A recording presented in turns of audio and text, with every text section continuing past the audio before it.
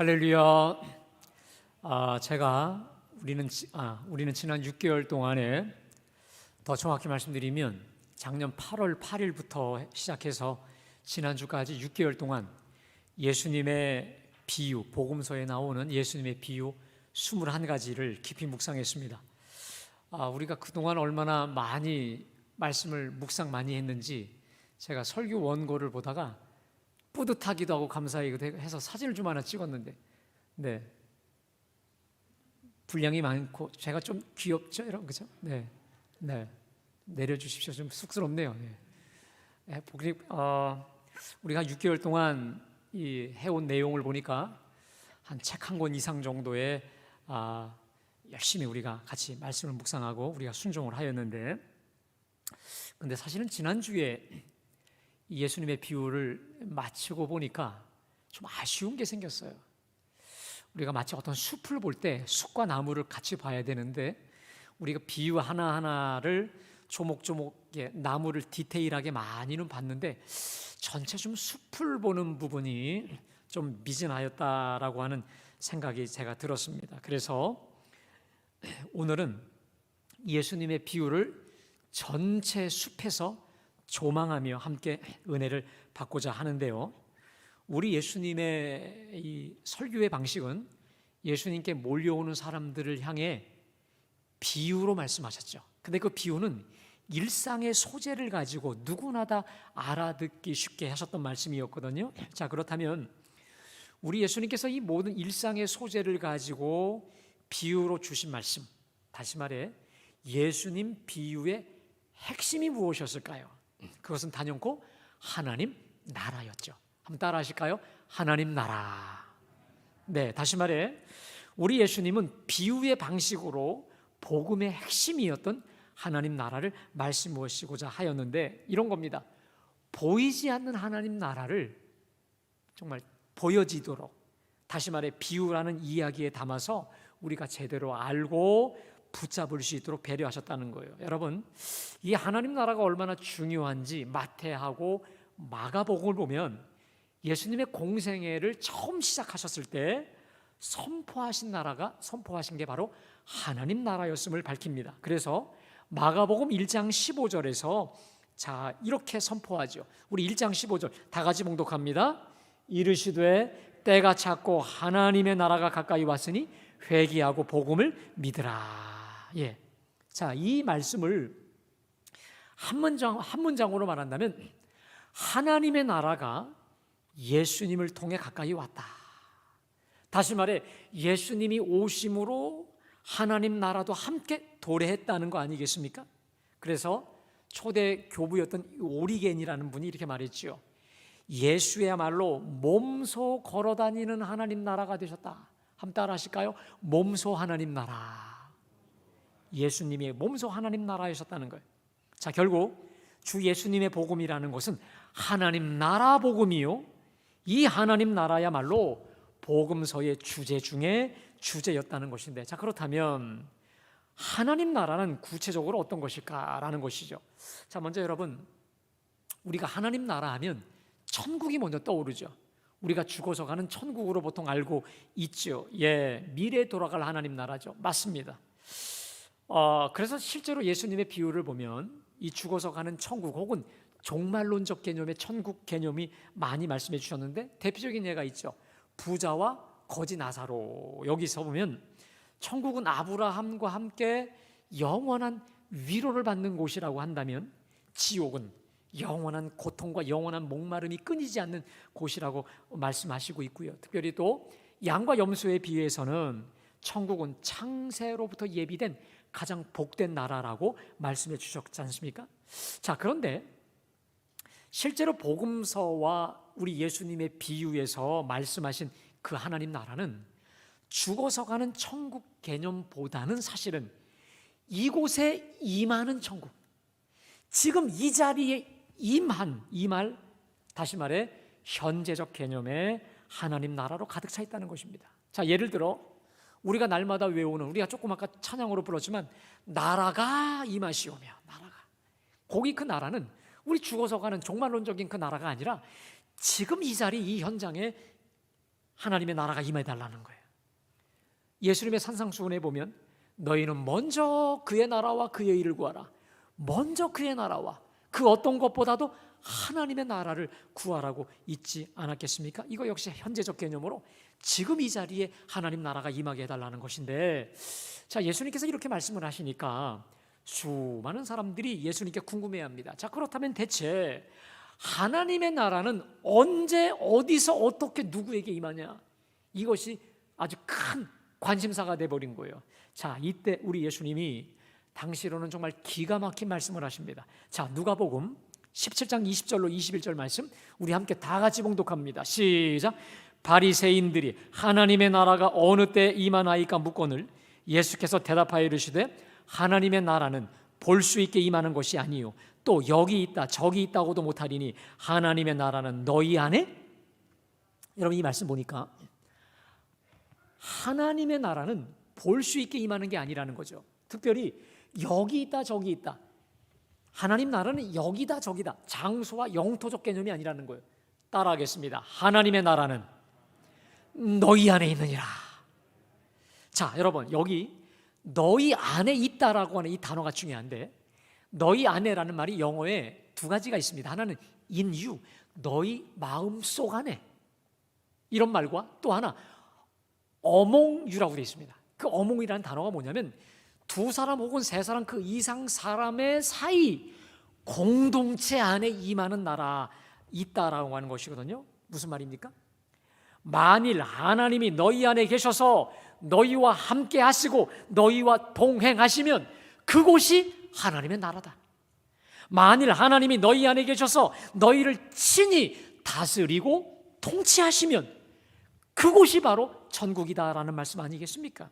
여러분, 여기서 우리는 대단히 중요한 하나님 나라의 핵심 개념을 배우게 됩니다. 자, 하나님 나라 잠깐 띄워주실까요? 여러분, 우리가 보통 하나님 나라 하면요, 어디다 초점을 둘까요? 하나님의 초점을 둡니까? 나라의 초점을 둡니까? 우리가 나라의 초점을 둬요. 그래서 여긴가 저긴가 저긴가 어떤 영토와 지역으로 생각합니다. 근데 여러분, 오늘부터 이제 하나님 나라 할 때 나라에 초점을 두지 마시고 하나님의 초점을 두셔야 돼요. 하나님 여러분, 하나님이 계시면 하나님 나라입니다. 아멘. 하나님이 임재하시면, 하나님이 함께 하시면, 동행하면 그곳이 천국이에요. 자, 그런데 재미난 것은 저 밑에 이상한 단어가 있죠. 이게 헬라어 그리스어로 바실레이아라. 한번 따라 하실까요? 바실레이아. 저게 신학적으로 굉장히 중요한 단어라서 그런데 저 단어가 우리나라 말로 번역하면 나라라고 하는 헬라어입니다. 신약 성경 나라에 저게 번역이 되어 있는데, 저 나라라고 하는 단어가 참 재밌어요. 저 나라의 개념은 영토와 어떤 지역과 공간적 개념이 아니라 주권, 다스림, 통치, 이런 개념이에요. 그러니까 헬라적으로 하나님 나라는 하나님이 통치하시고 하나님이 다스리시고 하나님이 지배하는 그곳, 그 심령이 바로 뭐다?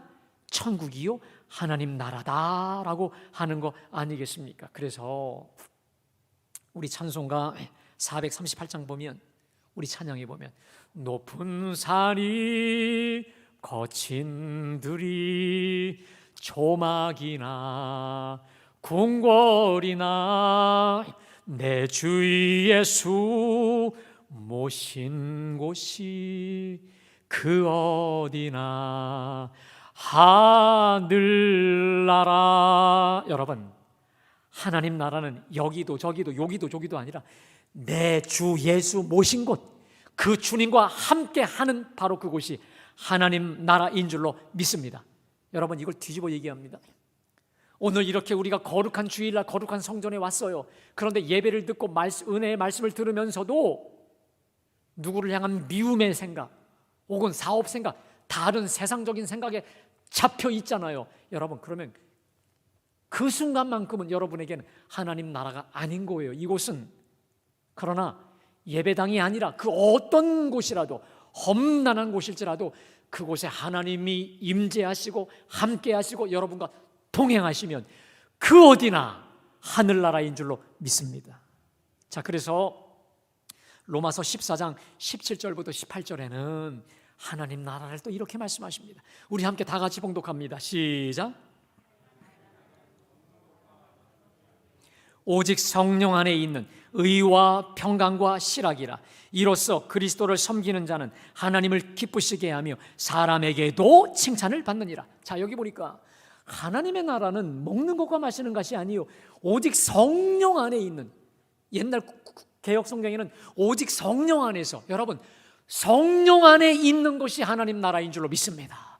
성령으로 충만해요.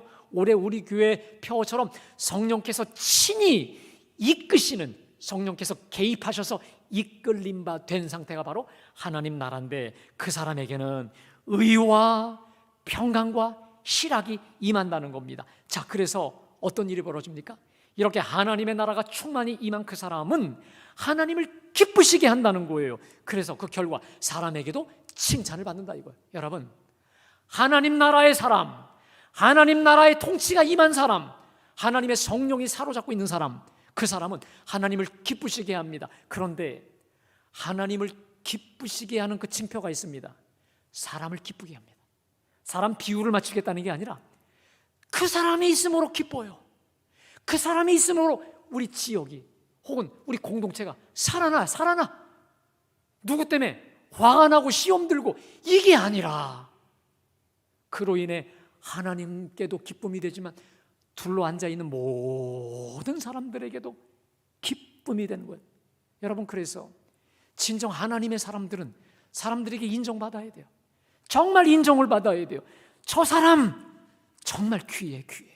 저 사람이 있을 때 우리 공동체가 하나가 되고 화목하게 돼. 반대로 저 사람이 오기만 하면 분란이 생기고 시끄러워지고 복잡해지고, 여러분 그건 하나님 나라의 사람이 될 수가 없는 거예요. 자, 결국 우리 하나님의 나라, 하나님의 성령 안에, 성령의 충만함 속에 이끌림 받는다라고 하는 것인데, 자, 그렇다면 여러분, 이제 우리 예수님께서 당신과 함께 임한 그 하나님 나라를 구체적으로 알려주시려고 여러 가지 비유로 말씀하셨는데, 여러분 제가 그동안 21가지 예수님의 비유를 하나님 나라의 관점에서 전체적으로 좀 정리해 드리려고 하는데, 여러분 이게 기적입니다. 6개월 동안 했던 것을 단 15분, 20분 안에 정리한다. 이건 엄청난 기적 중에 기적인데, 예. 자, 우리 하나님 나라의 관점에서 제가 예수님의 비유를 4가지로 정리를 하겠습니다. 자, 좀 띄워주실까요? 자, 첫 번째로 우리 다 같이 읽습니다. 시작.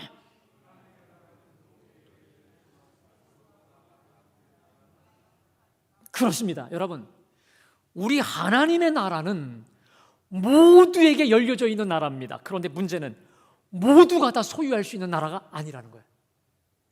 그 대표적인 비유가 있죠. 씨 뿌리는 비유가 그렇습니다. 어떤 사람이 씨를 뿌리러 나갔어요. 그래서 씨를 뿌려요.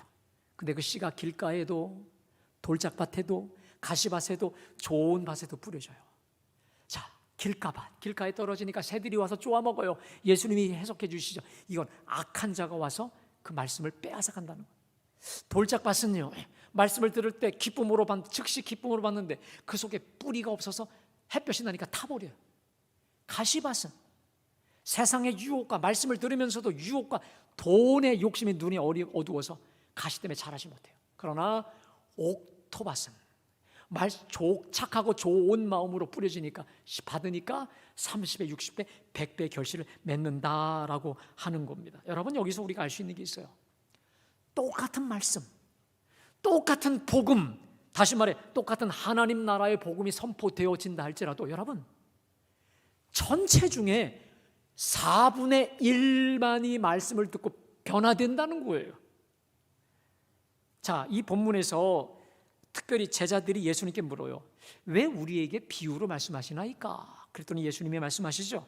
천국의 비밀을 아는 것이 너희에게는 허락되었으나 그들에게는 아니 되었으니, 무릇 있는 자는 더 넉넉히 되지만 없는 자는 그 있는 것도 빼앗기리라. 여러분, 우리가 사는 자본주의 시대 안에서는요, 빈익빈 부익부가 얼마나 심합니까? 근데 여러분, 영적인 세계에서는요, 빈익빈 부익부가 이건요 자본주의와 비교조차 할 수 없는 정말 천문학적으로 영원의 차이를 빚어낸다라고 하는 거 아니겠습니까? 결국 우리 예수님께서 비유로 말씀하심은 일상의 소자니까 누구나 다 알아들을 수 있어요. 그게 무슨 말인 줄 알아요. 그런데 믿고 순종하려고 하는 겸손한 사람에게는 모든 듣는 씨앗이 다 옥토밭에 열매를 맺는 귀하고 복된 말씀이 되지만요, 교만한 사람, 목이 곧은 사람, 완고한 사람에게는 듣는 것마다 다 걸림돌이 되고 다 장애물이고 이해가 되지 않는다는 거예요. 그래서 천국은 모두에게 오라 부르시는 초청의 나라지만 정작 돌이켜 하나님 나라로 투신하는 사람은 4분의 1, 극히 일부분이다라는 거 아니겠습니까? 여러분, 이 진리를 알곡과 가라지 비유도 동일합니다. 자, 분명히 주인이 좋은 씨를 뿌렸어요. 그런데 자고 났더니 가라지가 나 있네요. 그 밤에 원수가 가라지를 뿌리고 간 거예요. 자, 종들이 묻습니다. 우리가 저 가라지를 뽑을까요? 그때 주인이 뭐라고 합니까? 뽑지 마라. 둘 다 자라게, 함께 자라게 두라. 저 가라지 뽑다가 알곡도 상할까 봐 두렵다 하면서 둘 다 자라게 합니다. 그러면서 뭐라고 합니까? 마지막 날에, 이 추수날에 내가 가라지를 먼저 뽑아 다 태워버리고 알곡은 내 곡식단에 거두겠다고 말씀하시지 않겠습니까? 여러분, 여기서 중요한 게 뭡니까? 우리가 보통 하나님 나라의 모형, 하나님 나라의 실습실이라고 하는 이 교회 안에 알곡과 가라지가 공존한다는 거예요. 이것은 직분과 상관없이 어느 교회, 어느 모임에서도 이게 공존한다는 거예요. 자, 우리가 주의할 게 있습니다. 우리는 이러죠. 나는 알곡인데 넌 가라지야. 이렇게 정말 쉬워요. 자, 우리 예수님 말씀이 이거예요. 네가 가라지라고 정죄했던 그 사람이 알곡일 수 있고, 내가 알곡이라고 확신했던 네가 정작 가라지로 전락할 수도 있으니 정말 겸손히 끝까지 두렵고 떨림으로 너희 구원을 이루어 가라는 거 아니겠습니까? 한번 따라하겠습니다. 두렵고 떨림으로 너희 구원을 이루어 가라. 할렐루야. 여러분, 두 번째로 우리 하나님 나라의 특징이 있습니다. 한번 좀 띄워주시고 우리 다 같이 봉독합니다. 시작. 하나님의 나라는 비록 보이지는 않지만 반드시 그리고 엄청나게 성장해 간다라는 거예요. 그렇습니다. 보이진 않아요. 그러나 반드시 그리고 엄청나게 성장해 간다. 그 대표적인 비유가 뭐죠?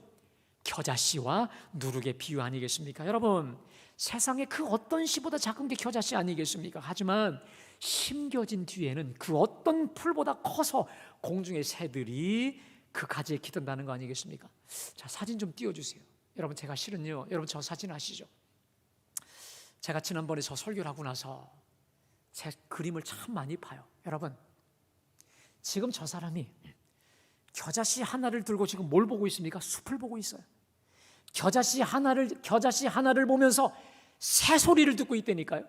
겨자씨 하나를 보고 울창한 숲과 함께 조성된 그 속에서 흐르는 개울가의 개울물 소리를 지금 듣고 있다는 거 아니겠습니까? 여러분, 우리 예수님이요, 2000년 전에 정말 저 겨자씨 하늘과 같은 작고 미미한 모습으로 오셨는데 여러분 어떻습니까? 2000년이 지난 지금 72억 인구 중에 얼마나 수많은 사람들이 예수를 구세주로 믿고 영접하는 주님의 나라, 하나님의 나라가 확장이 됐습니까?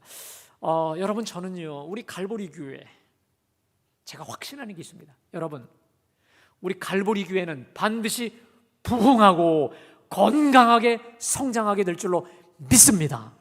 그 이유가 있어요. 여러분, 37년 전에 우리 하나님께서 갈보리 겨자씨를 심으셨단 말이에요. 근데 그 씨는 누구의 씨냐?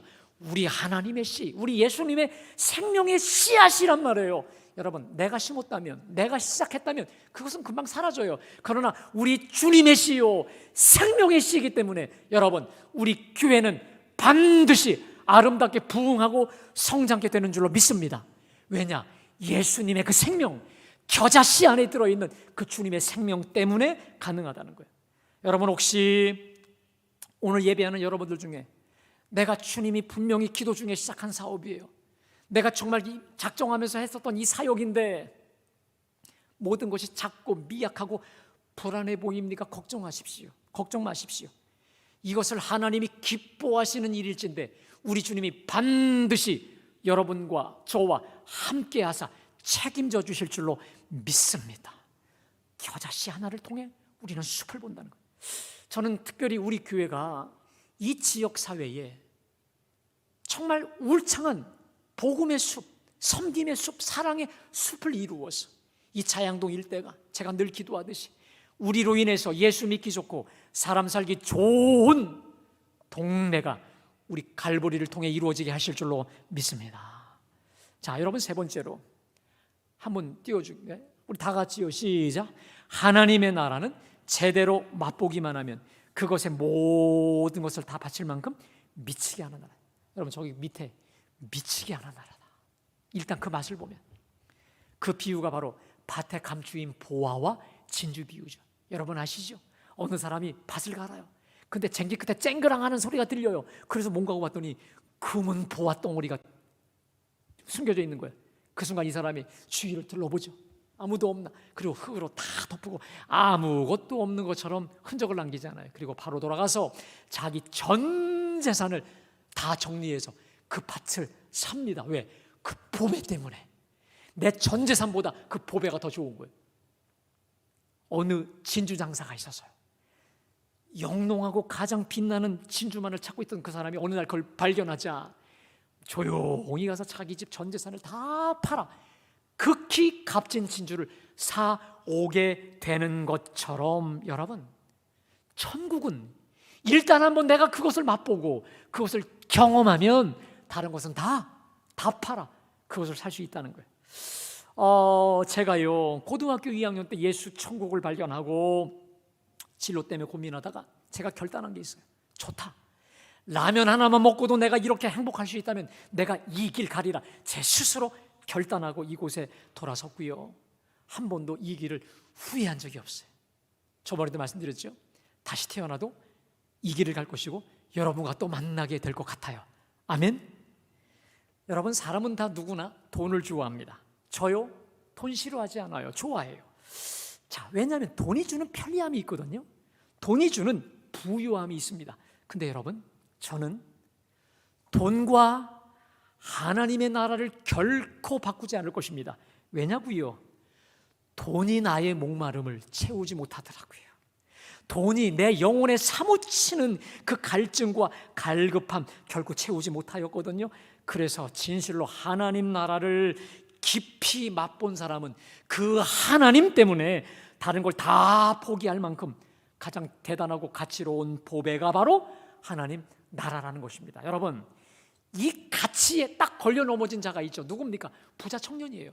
우리 예수님께서 그걸 다 팔아 나에게 오라 했을 때 이 청년이 재물이 많아 근심하며 돌아갔다고 했죠. 여러분, 그러나 더 깊이 있게 볼까요? 재물이 많아서 근심하며 간 것보다도 재물보다 더 탁월하고 위대한 더 가장 신바람 날 수 있는 하나님 나라, 하나님 나라를 맛보지 못하고 경험하지 못해서 그런 거 아니겠습니까? 네 번째로, 우리 하나님 나라는 종말론적이다라고 하는 거예요. 자, 그래서 여러분, 반드시 하나님 나라는 종말을 전제합니다. 그래서 모든 사람에게 평등하게 기회를 주지만 나중에 얘는 냉엄한 결상과 평가와 심판이 이루어지는 나라라는 거예요. 여러분 아시죠? 그 대표적인 것이 바로 달란트 비유 아닙니까? 어느 사람한테는 각기 재능대로 5, 2, 하나를 나눠주죠. 각기 재능대로 가장 공평한 기회를 제공을 하죠. 그리고 종국에는 그 결과에 대해 냉엄한 평가와 결산이 이루어지는 나라가 바로 하나님 나라 아니겠습니까? 여러분, 혼인잔치 비유도 그래요. 아무나 오라고 다 택함을 받아서 다 불러줘 왔어요. 근데 지금 한참 혼인잔치를 벌이고 있는 그 중에 예복을 입지 아니야. 주인의 왕의 뜻대로 예복을 입지 않은 사람이 있었어요. 그때 그 왕이 대노하고 당장 쫓아내고 슬피 울며 이를 갈미 있는 어둠의 지옥으로 쫓아내지 않습니까? 여러분, 열처녀 비유가 또 어떻습니까? 10명이 다 등을 가졌다고 했어요. 등은 누구나 다 볼 수 있는 등잔이에요. 우리 교회로 말하면 누구나 다 같이 교회 다니는 사람, 직분도 다 누구나 뭔지 알 수 있어요. 자, 그런데 그 속에 5사람은 슬기로 와서 기름을 준비하죠. 그러나 5은 미련하여 기름을 준비하지 못합니다. 근데 그 기름은 성령의 기름이요 성령의 불, 다시 말해 우리 신랑 되신 예수님을 향한 사랑의 불, 성령의 불이라고 했는데 그걸 준비하지 못한 그들은 어떻게 됩니까? 구원에서 탈락하죠. 여러분, 저번에도 말씀드린 것 같은데 우리 예수님의 비유를 묵상하면서 깨닫게 되는 게 있습니다. 한 번 구원이 영원한 구원이 될 수 없다는 거예요. 정말 우리가 두렵고 떨림으로 정신 차리고 바짝 정신 차리지 않으면 얼마든지 구원에서 탈락할 수 있다라고 하는 그 마음을 가지고 정신 바짝 차리고 깨어서 우리 주님을 준비해야 될 것입니다. 그러면 여러분, 이런 질문이 생겨요. 누가 과연 하나님 나라에 합당하냐 이 말이에요. 다시 말해, 누가 과연 지금 여기에서 현세 천국도 누리지만 저 영원 미래 천국에도 들어갈 수 있느냐라고 하는 거예요. 바로 그 비결을 오늘 봉독한 말씀 가운데 선포하고 계시는 겁니다. 여러분, 제가 오늘 우리 어린 아이들에 대한 이 예수님의 말씀인데, 이 말씀은요 보통 어린이 주일날 아주 18번지로 잘 목사님들이 인용하는 말씀인데, 저는 어릴 때 조금 불만이 있었어요. 목사님이 별로 저에 관심이 없는 것 같은데 5월 5일 어린이 주일만 되면 그렇게 어린이를 사랑하고 가까이 해야 되고 조금 좀 고민됐던 것도 있었거든요. 여하튼 간에 어린이 주일 단골 메뉴로 알고 있는 이 본문인데, 사실 오늘 본문은요 누가복음 18장 1절부터 연결되는 기도의 본문입니다. 기도의 본문. 제가 특별히 예수님의 비유 중에 이 기도에 대한 내용을 보다 깜짝 놀란 게 있습니다. 아하, 하나님 나라를 이렇게 구하라, 이렇게 강청하고 특별히 과부처럼 끈질기게 하나님 나라가 임할 때까지 끈질기게 자주 찾아가서 결국 얻어내라는 그 비유인 걸 알게 되었어요. 특별히 지난주에 세리와 같이 겸손한 기도, 감히 눈을 들어 하늘을 바라보지 못하고 가슴을 치며 나는 죄인으로서이다, 나를 불쌍히 여기소서, 그렇게 겸손히 기도해야 된다는 거 아니겠습니까? 여러분, 제가요 이 세리의 기도 관련해서 좀 간증을 하나 드리겠습니다. 제가 실은 오늘 주보에 실었는데 지난주 있었던 일입니다. 제가 사실 이 세리의 겸손한 기도 설교를 하고 나서 교인들과 만나고 난 뒤에 이제 목양실을 들어갔습니다. 근데 여러분, 1, 2, 3부 다 인도하고 나면요 몸은 좀 피곤해도 영적 쾌감이라는 게 있어요. 상쾌함이라는 게 있어요. 그런데요, 책상에 딱 앉았는데 여러분, 저도 모르게 이 참담함과 자괴감이 몰려오는 거예요. 몸이 피곤해서 그런 것도 있지만 특별히 제가 원하는 그 이상의 이 설교가 안 됐다고 하는 그 마음에서 막 자괴감과 참담함이 몰려오는데 견디질 못하겠더라고요. 그렇게 너무도 괴로움 속에 잠깐 있었는데 여러분, 그때 벼랑간 하나님이 저에게 주신 깨달음이 있었어요. 세리가 그러한 참담함을 가지고 기도했다는 거야. 이걸 저한테 깨닫게 하셨어요. 저는 그냥 세리가 감히 하늘을 우러러 보지 못하고 가슴을 쳤다고 생각했는데, 제가 그때 억장이 무너진 것 같은 그 참담함, 그거 가지고 그럼에도 불구하고 하나님께 나왔다라고 하는 얘기를 우리 주님이 알려주셨어요. 여러분, 그때 제가 깨달은 게 있어요. 세리의 기도가 겸손의 기도라고 하지 않습니까? 여러분, 겸손한 사람은 어떠한 억장이 무너지는 상황 속에서도 우리 주님께 나아오는 사람이 겸손한 사람인 줄로 믿습니다. 여러분, 사람이요 보통요 내가 감당할 수 없는 현실이 생기면 도피해요. 때로는 자살도 해요. 우리 정치인들 중에 얼마나 많은 그런 것들을 봅니까? 근데 여러분, 그건 교만하다는 거예요. 자기의라는 거예요. 여러분, 그러나 겸손한 사람은 어떠한 억장이 무너져도, 어떠한 참담함과 자괴감이 무너져도, 따라합시다, 나의 의는 이것뿐, 예수의 피밖에 없네. 믿으세요? 예수의 피, 십자가 가지고 그럼에도 불구하고 주님께 또 나아가고 또 나아가는, 그래서 가슴을 치며 하나님이요 나를 불쌍히 여기소서, 주님의 보혈로 나를 덮어 달라라고 죄와 환난과 시련 앞에 겸손하게 나오는 사람이 겸손하다는 걸 깨닫게 해주셨어요. 세리의 마음을 깨닫게 해주시려고, 겸손히 뭔가를 깨닫게 해주려고 하나님이 저에게 그 감정도 허락해 주신 거 참 너무도 감사하더라고요. 여러분, 다시 제가 여러분에게 오늘 이 어린아이의 이야기들은 누가 하나님 나라에 합당하냐라는 것을 말씀하신다 했지 않습니까? 그렇다면 여러분, 어떠한 기도가 하나님 나라에 합당한 기도냐? 간단합니다. 어린 아기처럼 기도해라. 여러분, 우리가요 오늘 이 본문을 보다 보면 아주 중요한 단어인데 놓치는 단어가 있습니다. 자, 우리 15절 말씀 우리 다 같이 봉독합니다. 다 같이 봉독합니다. 시작.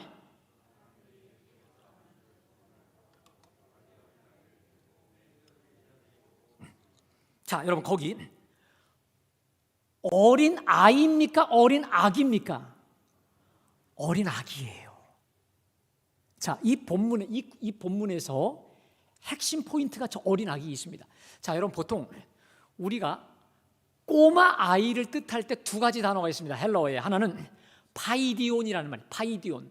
이 파이디온이 뭐냐면 어느 아이냐면 유치원 이상급 아이들. 그래서 딱딱 상황 따라서 눈치코치가 있는 아이들을 파이디온이라고 합니다. 자, 그런데 오늘 저 본문은요, 저 어린 아기는요, 프레페라, 특별히 타 프레페, 그 어린 아기라고 되어 있습니다. 여러분, 그러면 이 어린 아이가 어떤 아이냐?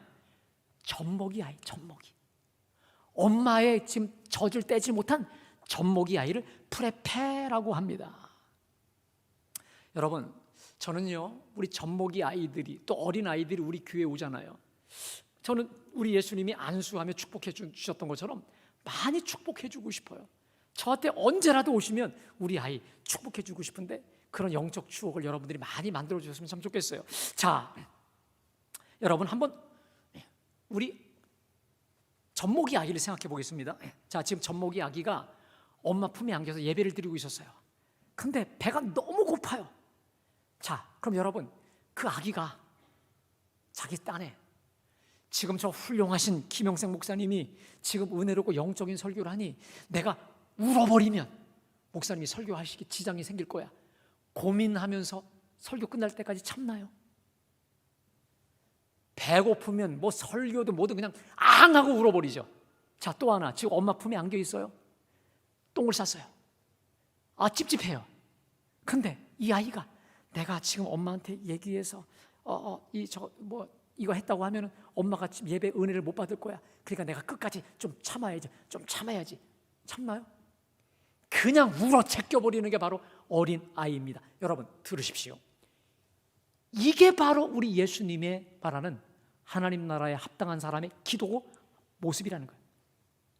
어린 아기들은 일단 배가 고프든가 찝찝하죠. 일단 꽂히면 돌진하는 게 바로 우리 아이들 아닙니까? 누구 의식합니까? 누구 계산?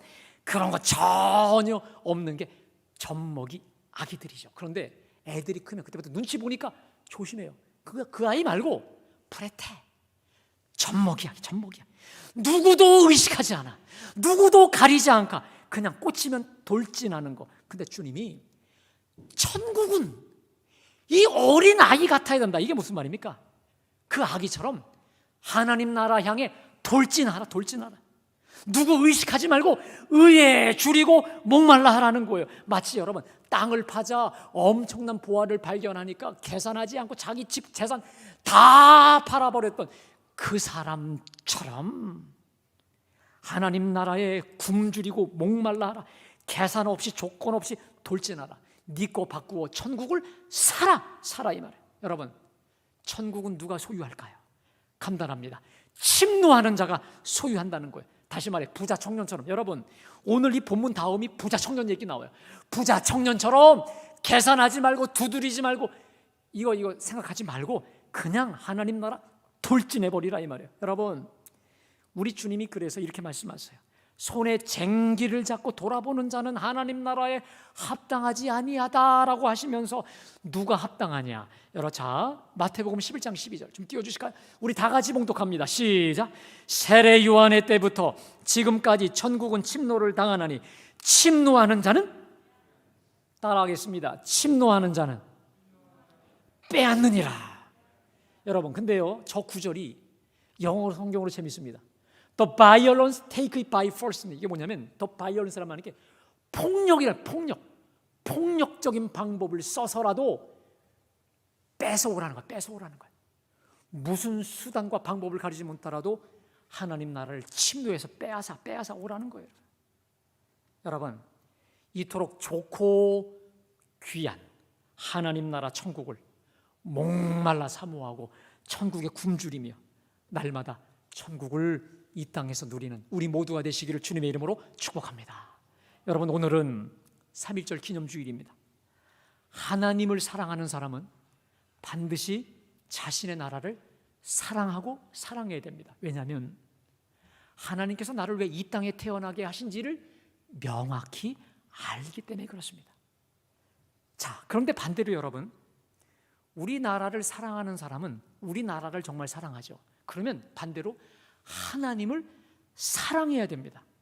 여러분, 우리나라 여러분 사랑하시죠? 할렐루야. 우리나라를 사랑하신다면 하나님을 반드시 사랑해야 됩니다. 왜 그럴까? 우리나라의 흥망성쇠가 누구 손에 있나요? 우리 하나님 손에 있어요. 그래서 시편 127편의 말씀대로 여호와께서 집을 세우지 아니하시면, 또 여호와가 성을 지키지 아니하시면 우리 조국과 우리 가정, 집안은 세워질 수 없다는 걸 너무도 잘 알고 있는 거예요. 여러분, 그래서 우리가 우리의 조국과 민족을 정말로 사랑하는 최고의 지름길은 간단합니다. 예수 잘 믿는 거예요. 아멘. 예수 잘 믿는 거예요. 오늘로 적용하면 하나님 나라를 구하는 것입니다. 먼저 하나님 나라를 구하는 거예요. 왜? 하나님 나라를 구할 때 하나님이 오셔서 우리를 다스리시고 사로잡아 주시고 붙잡아 주셔서 가장 안전하게 우리의 그 모든 것 채워주시고 안전하게 책임져 주시기 때문에, 여러분, 우리가 정말 하나님을 사랑합니까? 우리 조국을 사랑해요? 우리 가정을 사랑해요? 우리 교회를 사랑해요? 그러면 수시로 먼저 주님의 나라를 구하는 우리 모두가 될 수 있기를 주님의 이름으로 축복합니다. 여러분, 이 시간에 우리 3.1절 애국가 한 1절만 부르시고 우리 또 찬양 하나 함께 부르면서 기도하시도록 하겠습니다.